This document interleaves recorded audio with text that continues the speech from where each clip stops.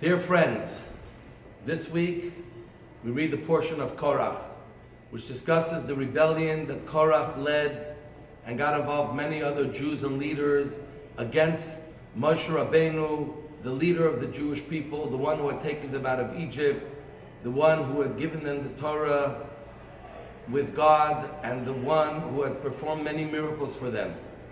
And Korach told Moshe, why do we need someone like you, a leader like you, when we're all holy and we're all great and Jews are special? There's no need for leadership.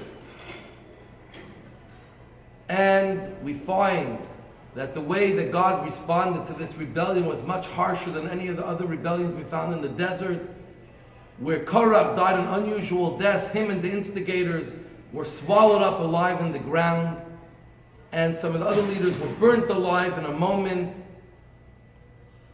Unusual compared to the other rebellions. And why? Wasn't the golden calf worse? Wasn't the rebelling and rejecting Israel worse? But the answer is that the Torah is telling us how important leadership is amongst the Jewish people. How important Moshe Rabbeinu is, and the role that he plays for the Jewish people. Yes, every Jew has a direct line to God. We can pray directly to God. We don't have any middlemen. We don't have any middle angels. We don't have anyone that gets in the way between us and God. But yet, with the latent potential that we all have, the great soul that we all have lies hidden within us. And we need leaders like Moshe Rabbeinu, those who are great spiritual people, to awaken the slumbering giant, the soul that we have within ourselves, to light up our fire, to help us find our path that we on our own can pick up and do what we need to do.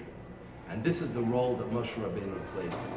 And getting rid of Moshe Rabbeinu, trying to take him out of the picture, is to the detriment of every individual who will not realize their potential and their ability to get close to God. And that is why ultimately when God wanted to show that Aaron is the correct person to be the Kohen Gadol, the high priest, and Moshe is carrying God's word, God used as a symbol a staff, a dead branch that overnight miraculously became alive and even bear fruit, because that is a symbol of a leader. We turn to leadership because leaders are able to take things that are almost dead, no life, no hope, no connection, no spirituality, but we're able to turn that into something alive. And when we're connected to a leader, this is our ability to grow exponentially. And I tell you this today because this coming Tuesday is the yahrzeit, the 23rd yahrzeit of the Lubavitcher Rebbe, who in our generation is the Moses of our generation, the one who revived Judaism across the world, the one who revived so many Jews and woke up their slumbering souls and the fire within to become torches, people who became leaders in their cities, communities, and around the world. And each one of us has a great soul within us. As we connect to the Moshe of our generation, we connect to the Rebbe, and we follow in his directives, and we learn his teachings, this will awaken our soul to its full potential. And when everyone's soul is awakened to the full potential, the world will come to its full potential, the coming of Mashiach quickly in our days.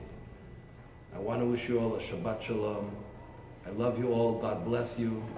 Shabbat in Montreal begins 8:28.